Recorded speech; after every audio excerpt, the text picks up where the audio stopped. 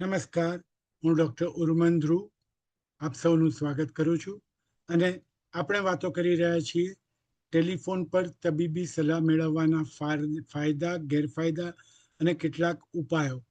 તો એક પેશન્ટના પુત્રનો ફોન આવ્યો કે સર, હું પ્રતાપભાઈનો પુત્ર બોલું છું અને આજ સવારથી એમને તાવ છે.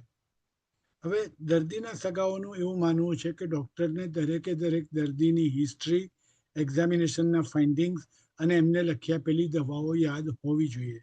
પરંતુ આવું પ્રેક્ટિકલી શક્ય નથી.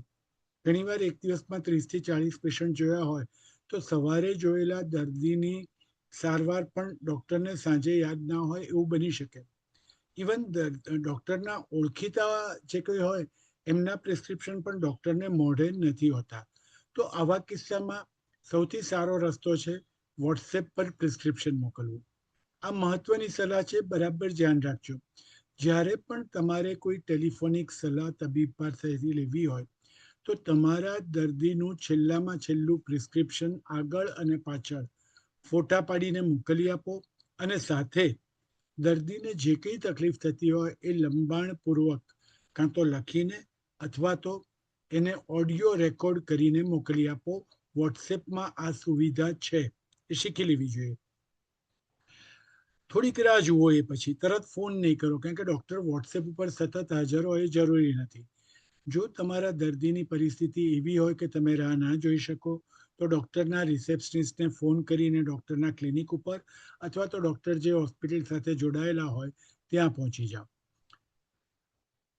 ઘણીવાર એવું બને કે તમે કોન્ફિડન્ટ હો કે ના, ડૉક્ટરને મારી હિસ્ટ્રી યાદ જ હોય ને મારી દવાઓ યાદ જ હોય, તો પણ અમારી તો સલાહ એવી રહેશે કે એકવાર પ્રિસ્ક્રિપ્શન મોકલી દો, જેથી કરીને નામમાં અદલ-બદલ ના થાય, ઓળખાણમાં અદલ-બદલ ના થાય.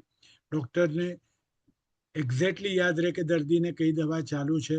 અને કદાચ કોઈ વાર કોઈ દવા કાઢી નાખવી હોય કે ઉમેરવી હોય તો પણ ડૉક્ટર પ્રિસ્ક્રિપ્શન જોઈને નક્કી કરી શકે. એટલે બિલકુલ જરૂરી છે કે ડૉક્ટરી સલાહ ટેલિફોન પર લેતી વખતે પ્રિસ્ક્રિપ્શન મોકલવાનું ભૂલો નહીં. પ્રિસ્ક્રિપ્શન વગર ટેલિફોનિક સલાહ લેવાથી તમે તમારા દર્દીને કદાચ નુકસાન કરી રહ્યા છો.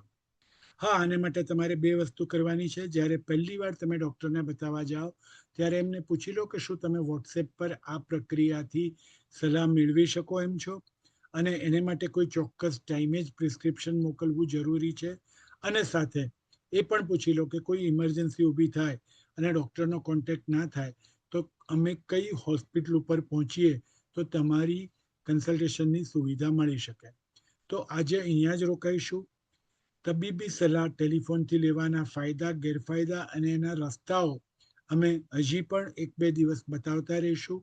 અમારા વોટ્સએપ ગ્રુપ ઉપર જોડાવવું હોય તો આપ 9327020958 ઉપર ફોન કરી શકો છો, અથવા અમારી YouTube channel lifestyle disease prevention YouTube channel join કરી શકો છો.